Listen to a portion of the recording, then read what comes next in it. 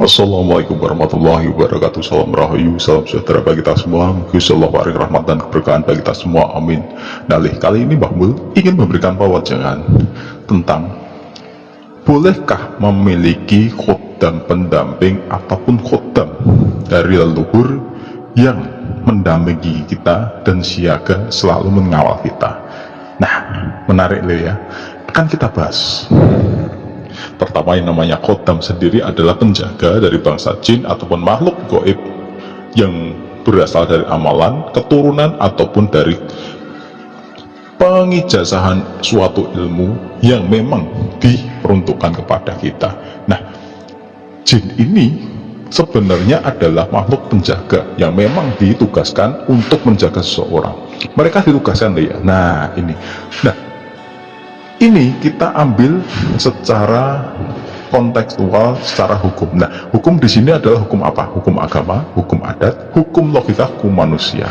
Nah, ini pasti yang dibahas adalah secara hukum agama. Nah, gini yang namanya agama ini, yang terutama di agama Islam, yang namanya khodam ini sendiri, ini adalah jin. Nah, bersekutu dengan jin apapun yang tujuannya adalah menyekutukan, menduakan, menyembah selain Gusti Allah, itu adalah musyrik dan itu adalah haram, dan yang pasti tidak diperbolehkan. Tetapi di sini bukan dalam arti hukum, karena apa? Setiap manusia itu memiliki khodam ataupun pendamping keturunan. Roh dan kelengkapan gaib kita, ada khorin, ada apa, itu ada. Lahir kita ceprot itu ada pendampingnya. Nah, terus kalau seumpama itu diharami, semua itu punya jin boleh. Nah, yang benar ini adalah pemahaman, bukan boleh atau tidak, haram atau tidak, tetapi bagaimana menyikapi tentang adanya khodam ini sendiri.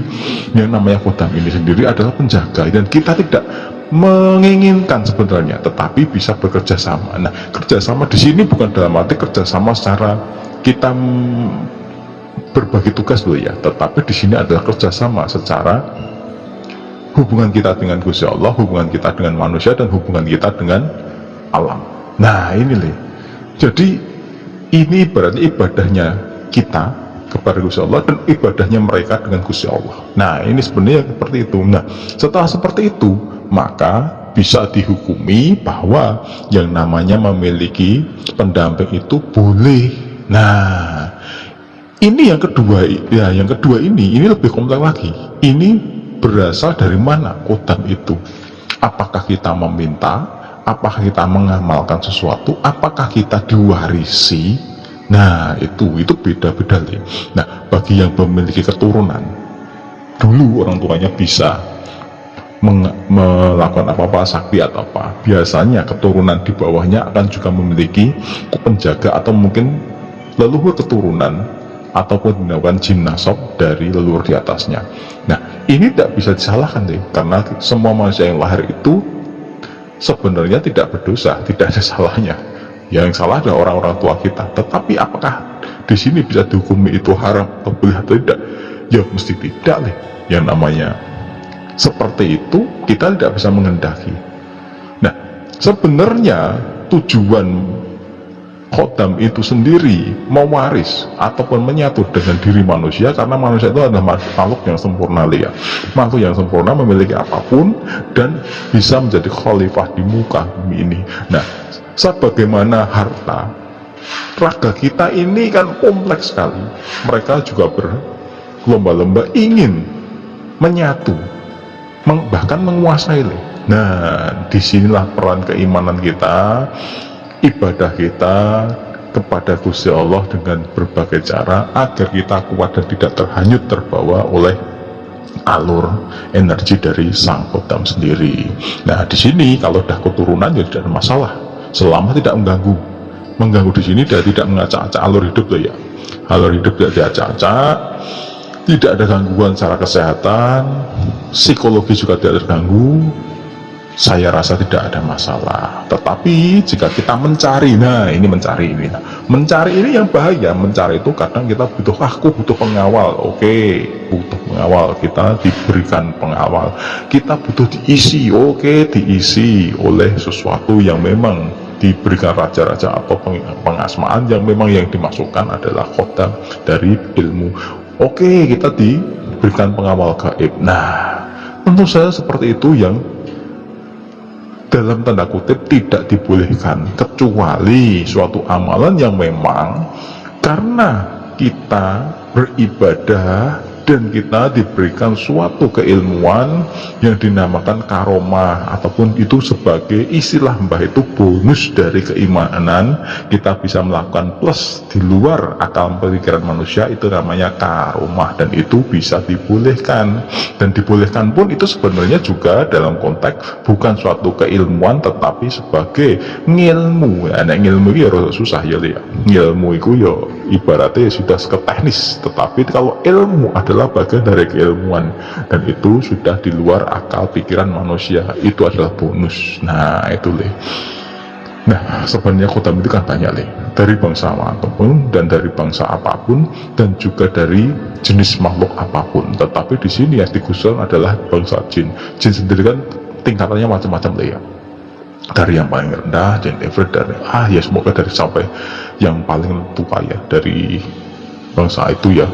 Dan ada juga adalah khotam malaikat. Nah malaikat ini sendiri adalah malaikat, semua manusia itu ada malaikatnya. Nah ada yang mengatakan bahwa khorin itu adalah saudara tua manusia ketika lahir sudah mengikuti, tetapi beberapa kalangan itu tidak menyetujui. Loh, bagi seduluran karo jin ya. Tetapi itu tidak salah, karena apa? Dalam agama kita, dalam agama muslim, agama Islam, itu memang setan itu adalah wujud musuh yang nyata, tetapi bukan dimusuhi. Kita berlindung dari godaan setan yang terkutuk, karena setan itu sendiri kan adalah sifat, bukan wujud, bukan wadah. Nah ini yang perlu kita garis bawahi. Maka di sini Mbah Mul berpesan, jangan sampai kita menduakan. Adanya khotam itu sendiri itu tidak disalahkan, karena di dalam diri kita itu juga ada anasir-anasir yang memang dari energi-energi dan bias-bias dari makhluk yang lain. Ada malaikat, ada khorin, ada sedulur kelengkapan gaib kita, ada sukmo, ada arwah, ada roh. Nah itu beda-beda lagi, itu udah kelengkapan gaib, kelengkapan dari diri kita.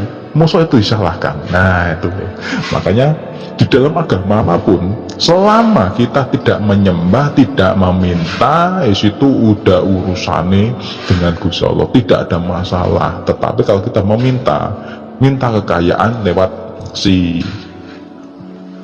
makhluk dari khotam itu sendiri atau penjaga dari khotam itu sendiri untuk mengambilkan, itu beda lagi. Kecuali beda kita minta kepada pemilik dari makhluk-makhluk, pencipta dari makhluk-makhluk, dan penguasa dari alam itu sendiri, yaitu Gusti Allah Subhanahu wa Ta'ala. Biarlah Gusti Allah nanti yang mengizinkan, meng-ACC bahwa nanti makhluk-makhluk yang ada di situ mengetok palu mengetok palu untuk memberikan benda-benda yang ada di situ. Lah itu beda lagi. Makanya di sini kalau tidak boleh dan tidak boleh, Mbah Mul bilang sebenarnya boleh jika memang dalam tanda kutip tidak kita inginkan, tetapi tidak boleh ketika kita itu meminta dan jadi menduakan. Nah apapun, khotam dari pusaka, khotam ilmu, khotam dari turunan, ataupun khotam dari pengisian atau asma, itu sudah beda. Nah itu Nah kita ketahui dari awal bahwa tugas manusia dan jin itu sendiri adalah beribadah kepada Gusti Allah. Kita sebagai makhluknya tidak boleh menduakan, tidak boleh saling mencelakai, tidak boleh saling bersekutu, kecuali dalam pada ini adalah kita berada di posisi dimusuhi. Nah itu semoga ini bermanfaat. Boleh tidaknya kembali kepada diri kita sendiri. Semoga kita terhindar dari godaan setan yang terkutuk, termasuk dan diantaranya adalah bentuk-bentuk dari makhluk-makhluk itu. Wassalamualaikum warahmatullahi wabarakatuh.